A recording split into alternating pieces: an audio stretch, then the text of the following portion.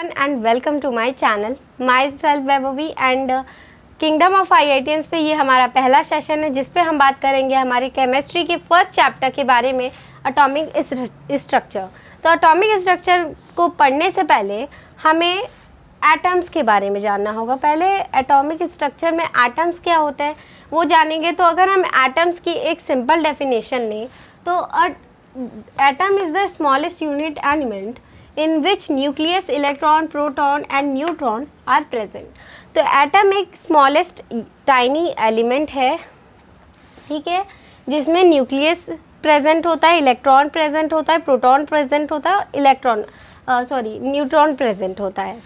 और अब हम बात करते हैं कि इलेक्ट्रॉन क्या होता है, क्योंकि एटम को जानने से पहले इलेक्ट्रॉन क्या है, प्रोटॉन क्या है, न्यूट्रॉन क्या है, ये सब जानना ज़रूरी है। तो इलेक्ट्रॉन जो है उसकी खोज की थी जे थॉमसन ने और कैथोड रे के एक्सपेरिमेंट में उसकी खोज की थी।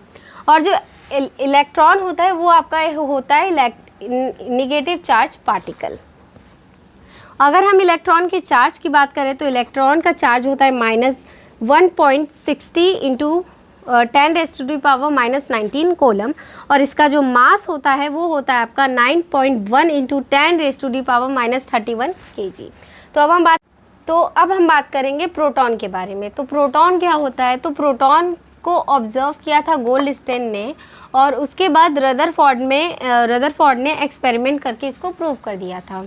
उसी तरह जो प्रोटॉन होता है वो पॉजिटिव चार्ज पार्टिकल होता है और उसका जो चार्ज होता है वो होता है आपका 1.60 इंटू 10⁻⁻19 कॉलम। बेसिकली इसका जो मास होता है वो आपका होता है 1.67 इंटू 10⁻⁻27 kg, ठीक है। और प्रोटॉन जो होता है वो 1836 इलेक्ट्रॉन के बराबर होता है। अब लेकिन इलेक्ट्रॉन और प्रोटॉन की जो एनर्जी होती है वो सेम ही होती है। बेसिकली अगर हम न्यूट्रॉन की बात करें तो न्यूट्रॉन की खोज की थी जेम्स चैडविक ने और जो न्यूट्रॉन है उसका कोई चार्ज नहीं है और जो न्यूट्रॉन का जो मास है वो प्रोटॉन के ही बराबर है, अप्रॉक्सीमेटली सेम है दोनों का मास। बेसिकली अगर हम मॉलिक्यूल की बात करते हैं तो मॉलिक्यूल जो है वो एटम्स का ही बना हुआ है। Like atom A atom B को आप ऐड करेंगे तो आपको मिल जाएगा एटम सी। तो उसी तरह अगर हम एग्जांपल लें, हम कार्बन लें और उसको ऐड करें O2 मतलब ऑक्सीजन ऐड करें तो आपको मिल जाएगा CO2 मतलब कार्बन डाइऑक्साइड। तो अब एटम्स के कुछ बारे में जान लेते हैं। तो जो हमारे दुनिया में एनर्जी को छोड़ के जितनी भी चीज़ें हैं सारी एटम से बनी हुई, इंक्लूडिंग ह्यूमन बींग्स, मतलब हमें जोड़ के, जैसे मैं जो हूँ, हाँ ये जो है, ये चीज़ जो है या फिर ये है, कुछ भी चीज़ जो जिससे आप देख रहे हैं हर चीज़ एटम से बनी हुई है केवल एनर्जी को छोड़कर। और दूसरी बात ये कि अगर मतलब जैसे कि कोई भी आप बड़ा सा मतलब प्लेट ले लेते हैं, लाइक आप यहाँ पे मैं एक एग्जांपल बना रही हूँ, ये पूरा बड़ा सा एटम है एंड इसमें ये छोटा सा जो पॉइंट है वो आपका होता है मास। जो एटम का जो जितना भी मास होता है वो, या न्यूक्लियस के बारे में मैं आपको बताना भूल गई। तो जब आप प्रोटॉन और न्यूट्रॉन को ऐड करते हो तो आपको मिल जाएगा न्यूक्लियस और जो एटम का जितना भी वेट होता है, जितना भी मास होता है वो सारा होता है न्यूक्लियस में और वो क्या होता है वो आपका यहाँ बीच में होता है, ठीक है।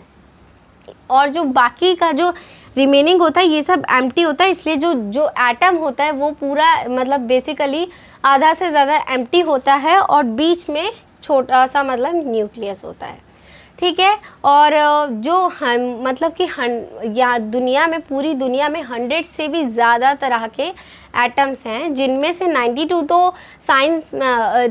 तो नेचुरल हैं और बाकी जो हैं साइंटिस्ट ने लैब में बनाए हैं। और दूसरी बात ये कि जो एटम्स हैं मतलब हमारे ह्यूमन बींग्स के बॉडी में भी 7 बिलियन से भी ज़्यादा है, जिनमें से 18% जो एटम्स हैं वो चेंज होते रहते हैं, ठीक है। तो ये रहा हमारा एटम, व्हाट इज़ एटम। अब हम आएंगे डाल्टन्स एटॉमिक थ्योरी पे।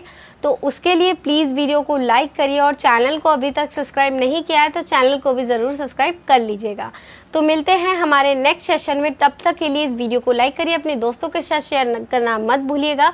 मिलते हैं नेक्स्ट सेशन में, तब तक के लिए टेक केयर एंड बाय।